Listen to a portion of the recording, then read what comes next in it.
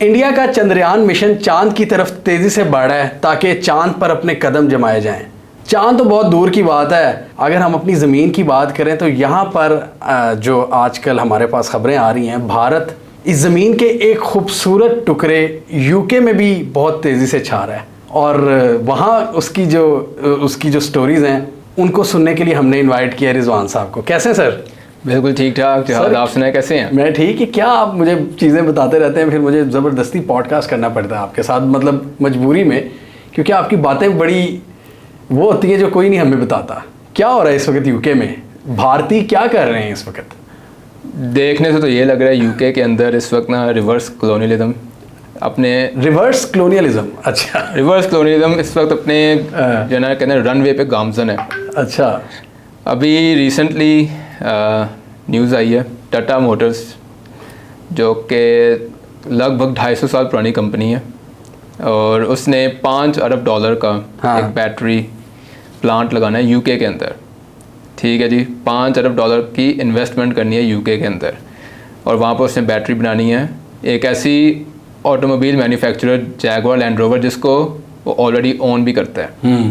उस $5 अरब के अंदर यूके के अंदर कम से कम 5,000 जॉब्स भी क्रिएट होंगी, जिसके तहत इंडिया से भी लोग जाएंगे, इंजीनियर्स जाएंगे यूके में काम करने।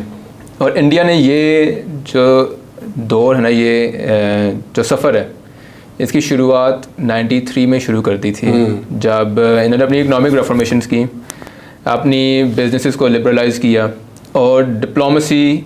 इस वक्त हम देखते हैं जो इंडिया की बहुत ही कामयाब डिप्लोमेसी है, जैसे हम बड़े मुतासर भी होते हैं, हमारे सूडो इंटेलेक्चुअल्स बड़े मुतासर होते हैं, बातें करते हैं कि इंडिया का जयशंकर ऐसा है, वो ऐसे बातें करता है।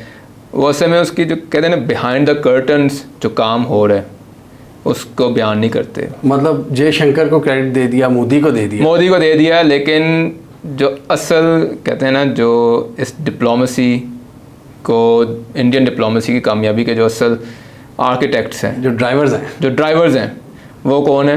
वो है इंडियन बिजनेसेस। अच्छा, इंडियन बिजनेसेस ने पिछले 20 सालों के अंदर यूके के अंदर रफली 950 कंपनीज ने इन्वेस्ट की है।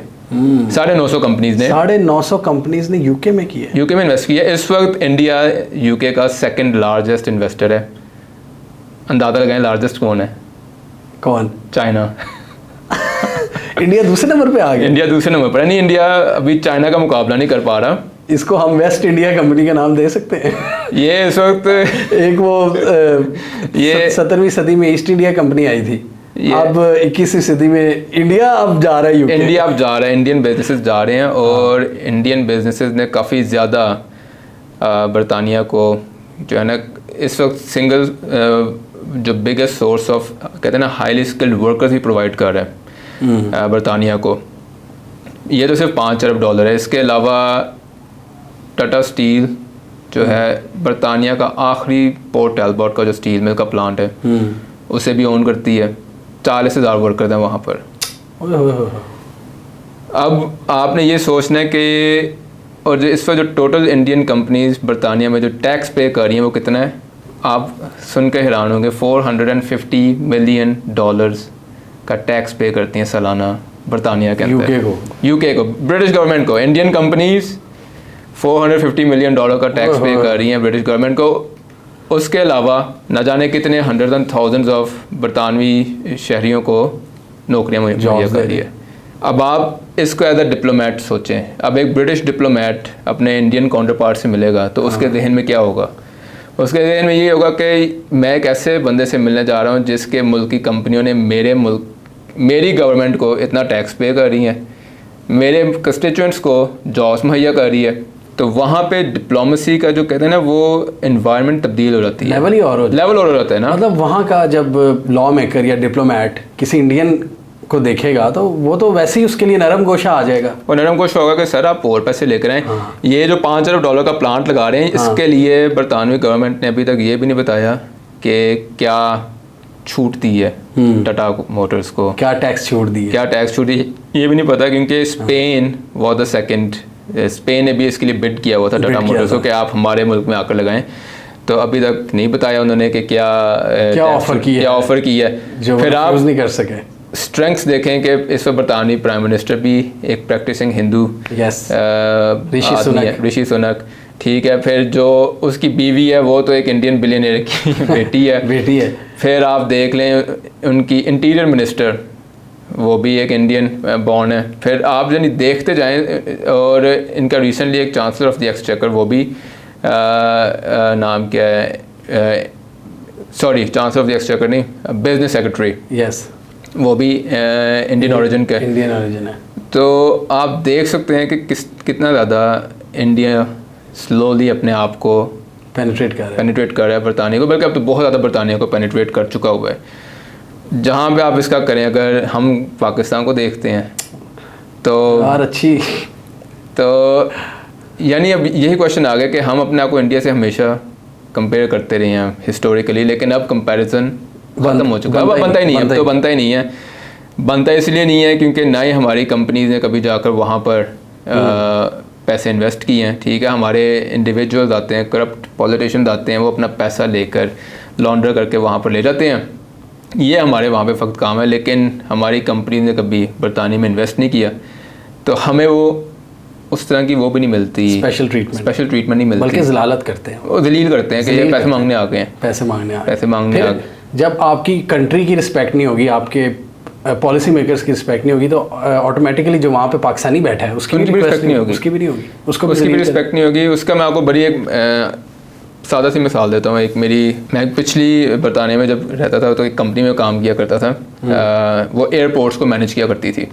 तो मुझे बड़ी ना उस वक्त नए बरतानिया गए हुए थे, तो स्टिल फाइंडिंग आउट एवरीथिंग, तो जी पता लगा कि हमारी कंपनी गई है इंडिया से मैनेजर्स हायर करने गई है। अच्छा, अब इंडिया गई है 3000 मैनेजर्स लेकर आई, और कंपनी यूके की है। 3000 मैनेजर्स इंडिया से हायर करके लेकर आई बरतानिया में। और मैं बड़ा हैरान हूँ, मैंने कहा यार इंडिया ही क्यों गई है, पाकिस्तान भी जा सकते थे। उस वक्त समझ नहीं थी इन चीज़ों की कि बिहाइंड क्या चल रहा है, द सीन क्या चल रहा है, कि देयर कहते ना एक हाथ से लेना तो दूसरे हाथ से देना भी है। So this is what is happening, जिसकी वजह से इंडिया को फ़ायदा क्या मिलता है? इंडिया को फ़ायदा ये मिलता है कि इंडिया में जो इंसिडेंट्स होते हैं उनको वो ग्लोबल कवरेज भी नहीं मिलती। फिर इंडिया में कोई इंसिडेंट हो जाए इंसानी ज़्यादती का, ह्यूमन राइट्स का, उसको वो ग्लोबल कवरेज कभी भी नहीं मिलेगी। आपको कभी भी ह्यूमन राइट्स वाले यूरोपियन यूनियन में बैठे हो या बरतानिया में या अमेरिका के अंदर बैठे हुए, वो करेंगे नहीं। मीडिया हल्की फुल्की आवाज़ उठा लेंगे, हुकूमत की तरफ से कोई प्रेशर नहीं आता, बल्कि कांग्रेस उनकी ऐसे अकोमोडेट करती है कि मोदी को पूरा लेक्चर देने का मौका देती है। 22 दफ़ा खड़े होकर स्टैंडिंग ओवेशन मिलता है, और यूएस कांग्रेस में मोदी के नारे लग रहे होते हैं।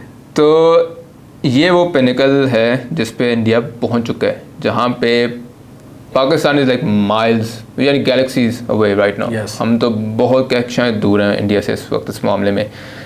इसका नुकसान हमें क्या फ्यूचर में हो सकता है?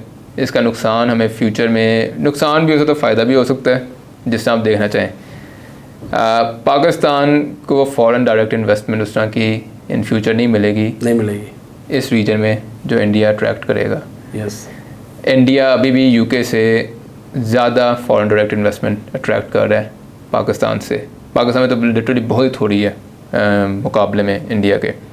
दूसरा, हमारे जो फिर आ जाते हैं फ्रीलांसर्स आ जाते हैं। इंडिया ने अपने जो स्पेशली कोडर्स को, डेवलपर्स को इतना ज़्यादा हाईली स्किल्ड कर दिया हुआ है कि there might be a time कि हम पाकिस्तान में बैठ के इंडिया के लिए कॉन्ट्रेक्चुअल वर्क कर रहे हों।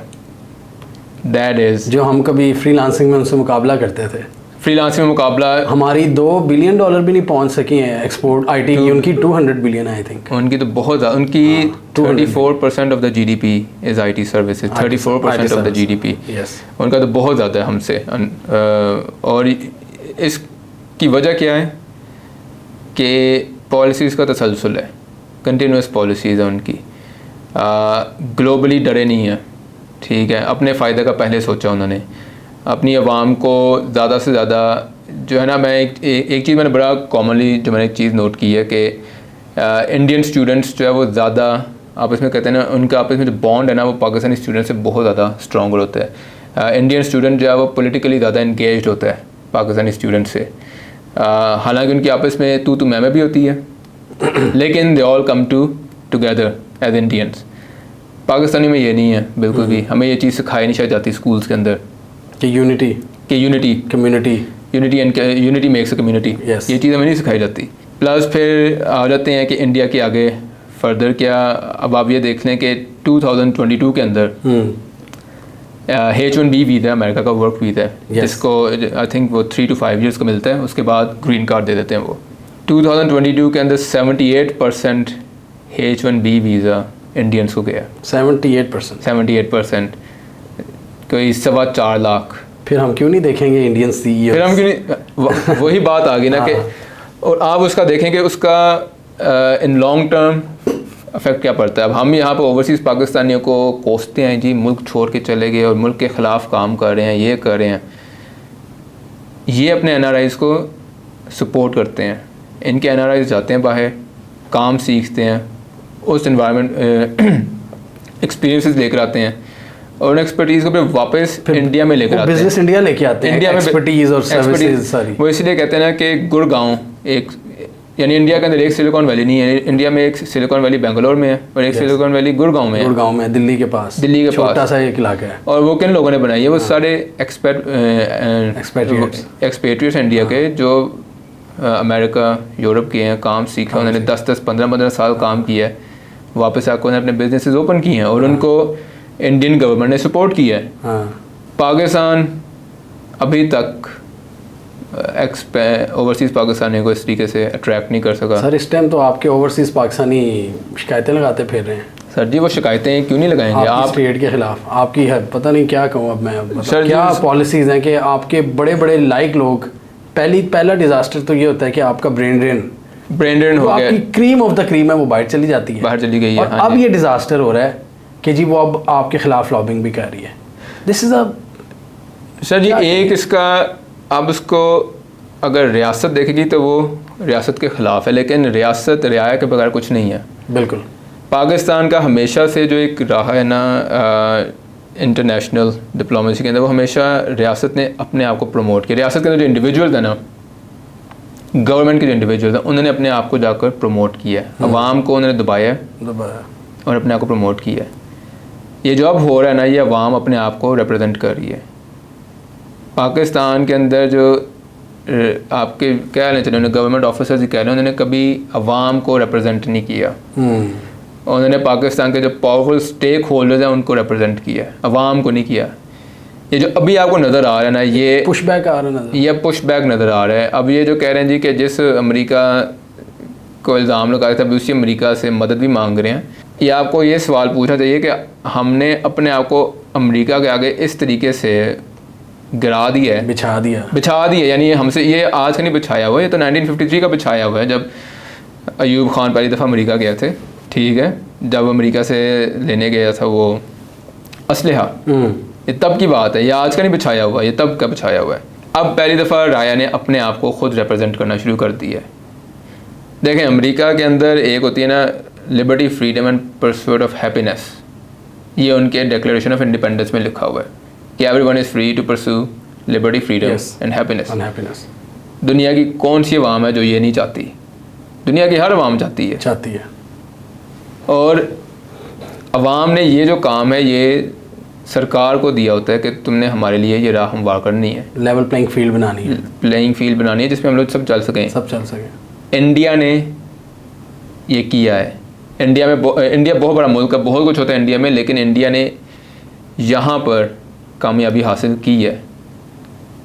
हमने यहाँ पर वो कहते हैं ना, वो राह हमवार के करनी थी, वो राह ही ख़त्म कर दी है कि यानी हमने पाकिस्तान के अंदर इसको क्या हो रहा है आपको मैं बताता हूँ। पाकिस्तान के अंदर अभी मैं ट्विटर पे एक बड़े हमारे जय्यद सहाफ़ी माने जाते हैं पाकिस्तान के अंदर, उन्होंने जी बोला $28 अरब आ रहा है पाकिस्तान के अंदर इन्वेस्टमेंट के अंदर।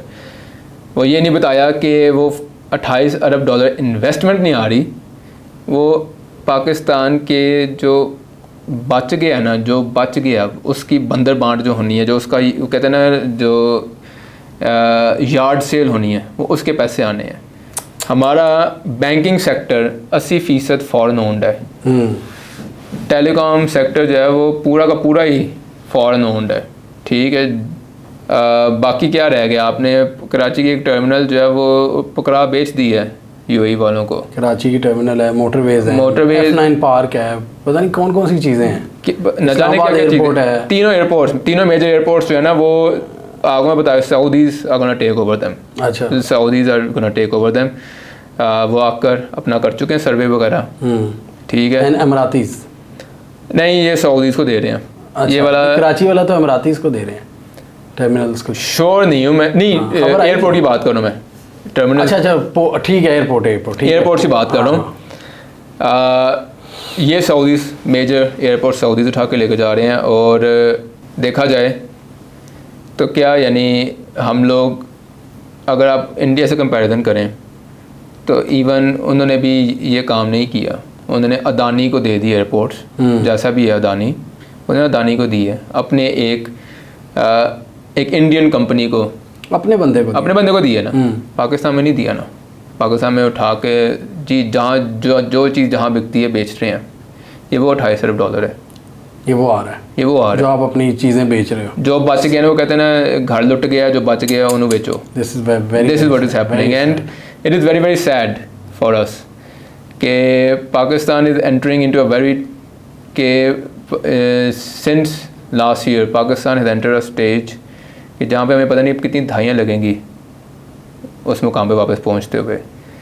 और जहाँ पे इस वक्त इंडिया पहुँच चुका हुआ है, पाकिस्तान के लिए वाकई जो रोड अहेड है वो बड़ी पेरिलस है पाकिस्तान के लिए, क्योंकि इंडिया तो अब एक इकोनॉमिक माइट इस रीजन में बन चुका है।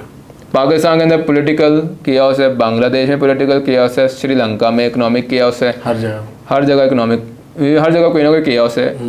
इंडिया सुकून से इस वक्त बैठा हुआ है। हाँ जी, जो हम वायलेंस मणिपुर में देख रहे हैं, कुछ जगहों पे है वायलेंस, कुछ जगहों पे है। आप देखें स्ट्रेटेजिक लेवल पे इंडिया सिक्योर्ड है। यस, हम लोग स्ट्रेटेजिक लेवल पे भी अब जो है बहुत ज़्यादा हो चुके हैं, मार खा रहे हैं अपनी हरकतों की वजह से, डेफिनेटली अपनी पॉलिसीज़ की वजह से अपनी। और ये हमने अवाम को कभी कुछ समझा नहीं, अवाम को कुछ दिया नहीं जी। अवाम को आपने देना क्या था, इल्म देना था। हाँ, वो भी छीन लिया। नहीं, इल्म तो दिया ही नहीं ना। फिर आपने अवाम को आप कुछ करने भी नहीं देते, अवाम को अपना राइट नहीं इस्तेमाल करने देते किसी किस्म का भी। और जो फर्स्ट थिंग है ना, हम अवाम को जो गालियाँ देने की आदत है, स्पेशली आजकल ओवरसीज़ पाकिस्तानियों को गालियाँ देने की आदत है, जो कि हमारा single biggest source of investment बन सकते हैं। जिन्होंने सारे प्लॉट्स खरीदे हैं, बैरियर ख्वाजा आसिफ साहब असेंबली में गालियाँ दे रहे थे, वो भी देते हैं और भी देते हैं। हाँ। हर कोई, ये जो आपकी क्या कहें इसको बिरयानी निहारी ब्रिगेड है, उसका काम ही यही है। हाँ। तो इंडिया ने जहाँ पर अपने NRIs को टैप किया, उनको वापस बुलाकर उनसे बिजनेसेस ओपन करवाए हैं। हमने वहीं पर ही दरवाज़ा काटा उन पे कि ये तो जी मुल्क छोड़ के चले गए हैं, ये पाकिस्तान के ख़िलाफ़ कार्रवाइयाँ कर रहे हैं वगैरह वगैरह, उन पर इल्ज़ामात लगाए जा रहे हैं। मैंने तो यही सुना है कि आपको एलाइज बनाने चाहिए अपने, और पाकिस्तान ने अपने एलाइज खोए हैं वक्त के साथ साथ, जितने थे थोड़े से उनको भी खोया है। उनको भी यानी हमने ओवरसीज़ पाकिस्तानियों को प्रमोटर बनाना था, पाकिस्तान का एक एम्बेसडर बनाना था। यानी एक एम्बेसडर होता है जो एम्बेसी में बैठा होता है, एक एम्बेसडर होता है जो न्यूयॉर्क की, लंदन की सड़कों पे सड़क पे चल रहा है। हमने उसको भी विलन बना दिया, डिट्रैक्टर बना दिया कि वो भी कहेगा भाई पाकिस्तान के अंदर तो ऐसे लोग बैठे हुए हैं, ये ऐसे काटते हैं। ये सर, अगर वो यहाँ पे कोई प्लॉट खरीदता है और उस पर कोई कब्जा कर लेता है कोई, तो क्या उसको गारंटी है कि यहाँ पे लॉ उसको तहफ़्फ़ुज़ देगा, जब वो देख रहा है कि सुप्रीम कोर्ट का ऑर्डर नहीं माना जा रहा? सर जी, आप यही चीज़ मैं आपको बता रहा हूँ कि अभी आपने देखा होगा कि अलीम ख़ान ने लंदन के अंदर वो बरिया की है अपनी सोसाइटी की, सोसाइटी को ना यानी लॉन्च की है कि हम जी नई सोसाइटी लॉन्च कर रहे हैं। तो ओवरसीज़ पाकिस्तानियों को फिर कहा जा रहा है जी कि आपने प्लॉट के पैसे लेकर आए हैं, और दिलासा दिया जा रहा है जी कि लेजिटिमेट है सब कुछ है, लेकिन वो चीज़ नहीं पाएगी। ओवरसीज़ पाकिस्तानियों ने देख ली है। जिस चीज़ को इंडिया ने 90s में समझ गया था कि हमने अपने इन इंडियंस, नॉन रेजिडेंशियल इंडियंस से एक्सपर्टीज़ ट्रांसफ़र करनी है इंडिया के अंदर, जिसका आज वो रिज़ल्ट देख रहे हैं। हमने लिटरली उसको सुनामी में बहा दिया। यानी उस पर ना डुबो दी हमने उसको। पिछले दिनों मैं देख रहा था इंटरपोल के ज़रिए पकड़वाने का सोच रहे थे। सर जी वो पकड़वाने का इस लेवल की धमकियाँ, इस लेवल की धमकियाँ अब ये छोड़ दें कि अब वो पाकिस्तान भी अगर आएंगे ना, यानी अमेरिका के अंदर लगभग 800 से 900 इंडिविजुअल्स हैं पाकिस्तानी जिनका क्या वो पाकिस्तान में आएंगे हाँ तो सीधा वो अंदर है, पकड़े जाएंगे। तो ये है, बाकी आप देख लें इनको डिप्लोमेसी समझ में नहीं आ रही। IMF से पैसे लेते लेते आपने देखा कितनी तरले मिन्नतें की हैं इन्होंने, नाक रगड़वाई है इन्होंने। सर एक एग्जांपल मैं दूं आपको। हाँ जी। आप UK चले गए, मैं थोड़ा पास रहता हूं, अपने मुसलमान भाई सऊदी अरेबिया, मुसलमान भाई, अच्छा मुसलमान मुल्क, हाँ जी, जहां हमारे मुकद्दस मकामात हैं, जिस मुल्क को बनाने में पाकिस्तानियों ने कितना अहम किरदार अदा किया, उनकी कंपनीज़ को, उनके मैनेजर, सारे मैनेजमेंट को हमने किया। हाँ जी सर अब वो दौर आ गया। मेरा एक दोस्त का जानने वाला, मेरा दोस्त बता रहा था कि उनके कुछ जानने वाले हैं, उनके अंकल, वो एक कंपनी में काम करते हैं सऊदी अरब के एक शहर में। अच्छा। और वहाँ पे एक आ गया एक इंडियन एंड रिलीजन, उसका रिलीजियस वो हिंदू है, वो उनके सर पे बैठ गया है। और वो बंदा 30 साल से उस कंपनी में काम कर रहा है, पाकिस्तानी, और वो इंडियन उस पर आके प्रेशर डाल रहा है कि अपनी पोस्ट खाली करो तुम, मैंने अपना बंदा बिठाना है। एक 30 साल से पाकिस्तानी बंदा, शरीफ बंदा, एक मुसलमान मुल्क में एक इंडियन आके उस पर चढ़ाई कर रहा है। मतलब आप UK को तो छोड़ दें, ये सऊदी अरब को आप देख लें कि यहाँ पे पाकिस्तानियों की, मतलब अब हम अपने मुल्क में तो हम रोते हैं कि लेवल प्लेइंग फील्ड नहीं है, हम बाहर भी जाएंगे तो वहाँ भी इज्जत। सर अब बाहर भी नहीं है, आप यकीन करें। और ये जो बात है, ये जिन्होंने मिडल ईस्ट जाना है उनको बता दें, मेरे जानने वाले वो दुबई से गए थे UK, 5 साल रह के वो दुबई वापस आए हैं। और वापस आके उन्होंने क्या देखा है कि उनके ऑफिस के अंदर everyone has been replaced by South Indians, everyone has been replaced। और उन्होंने आगे बताया था कि इस वक्त जितना भी एटलीस्ट अबव 50% जो स्मॉल टू मीडियम एंटरप्राइजेज है ना UAE में, it's run by Indians. Gold का तो लिटरली सारा कारोबार इस इंडियंस के पास है UAE के अंदर। और कतर के अंदर भी वो अपने अब दे मूविंग इनटू कतर। सऊदीया के अंदर भी आपने बता दिया, हालांकि हैरानगी की बात है ये सऊदीया में हो रहा है, लेकिन अब तो सऊदीया एंड रिलीजन का फ़र्क भी आप देख लें। अब मैं उसके ऊपर एक बंदा आके उसको दबाव डाल रहा है कि छोड़ो। तो सर ये फिर अब आप देख लें कि हमारे लिए बहुत ज़्यादा डिफ़िकल्ट होता जा रहा है। हम पूरी दुनिया में सांस नहीं ले सकते, हम लोग मुकाबला भी नहीं कर सकते। मसला ये ना कि हमारा इतना, कहते हैं ना कि रिग्रेस कर दिया गया पाकिस्तान के अंदर, हमें पाकिस्तानी आइडेंटिटी को रिग्रेस कर दिया गया है। हमें हमारी सोच पे ताले लगा दिए गए हैं। हमारी जो है लिटरली स्कूलिंग को डिस्ट्रॉय किया गया पाकिस्तान के अंदर in the last 40 to 45 years. कि अब हम एक ऐसे, मुझे जो है ना आगे नेक्स्ट 10 ईयर्स वो बड़े पाकिस्तान के अंदर ना एक नाइटमेरिश, एक बुरा ख्वाब, भयानक ख्वाब के तौर पर नज़र आ रहा है कि what is going to happen. कि अभी आप एक डिवीज़न देखेंगे पाकिस्तान के अंदर कि सोसाइटल डिवीज़न आ चुकी है। गरीबों के इलाके डिफ़ाइन हो चुके हैं, अमीरों के इलाके शहरों में हों, गांव में हों, डिफ़ाइन हो चुके हैं। वॉल्टन DHA के दरमियान जो एक 15-20 फुट की लंबी दीवार है वो खींची जा चुकी है, नज़र आती है, पता लगता है। और वैसे और आपको पता लग रहा होता है कि वॉल्टन के उस पास लोगों ने गंद फेंक के वो पूरी दीवार जो है ना कवर हो चुकी है। और इसी तरह ही फिर आप कभी बहरिया जाएं, जितने वो पता नहीं कितने हज़ार एकड़ पे बहरिया, वो दीवार ही दीवार है। तो ये सोसाइटल, ये सारा एग्रीकल्चरल लैंड पे हो रहा है, ये सारा एग्रीकल्चरल लैंड पे हो रहा है। पाकिस्तान ऑलरेडी हमारे आगे जो इकोनॉमी हमारी ऑलरेडी जो है ना इस वक्त भंगड़े डाल रहे हैं, IMF के पैसे आ गए, होना कुछ नहीं है, वक्त ही ठीक है वो, ठीक है। सिक्योरिटी भी हम लोग बंद होते जा रहे हैं, ठीक है, जंगें अब नहीं हो रही हैं इस रीजन के अंदर। लास्टली अब ये क्वेश्चन आ गया कि जो सोसाइटी है उसमें भी फ्रेगमेंटेशन हो गई है, ठीक है। क्वेश्चन अब ये आ रहा था हमारे लिए, जो हमने कभी इन फ्यूचर आंसर करेंगे, कि पाकिस्तान का इंडिया के साथ, तो इंडिया की जो राइजिंग इकोनॉमी है, जो कि I think before the end of this decade it's going to be third और फोर्थ लार्जेस्ट, थर्ड लार्जेस्ट हो सकती है। Third largest, yes definitely. China यानी फिफ्थ लार्जेस्ट तो हो चुकी है यूके को। अच्छा, यूके को रिप्लेस कर दिया इन्होंने यूके को फिफ्थ लार्जेस्ट। अब आई थिंक फ्रांस को करना है सिर्फ। अब इन्होंने जर्मनी को करना है And और जापान को करना है। अच्छा, जर्मनी जापान को करना है इन्होंने। और देखें कि by the end of this decade the main question है कि पाकिस्तान कहाँ पे स्टैंड करेगा इन फ्रंट ऑफ इंडिया। ये बड़ा मेन क्वेश्चन है। Question, that's a very big question, क्योंकि अब हमने अमेरिका को तो भूल जाए ना। अब तो अमेरिका ने इस रीजन के अंदर after Modi's visit south east Asia का चौधरी जो है वो इंडिया बन चुका है, भारत बन चुका है।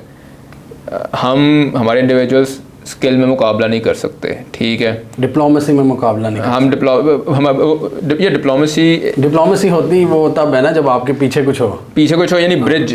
डिप्लोमेसी के लिए आपको एक ब्रिज चाहिए, वो ब्रिज है ट्रेड एंड बिजनेस, इकोनॉमी।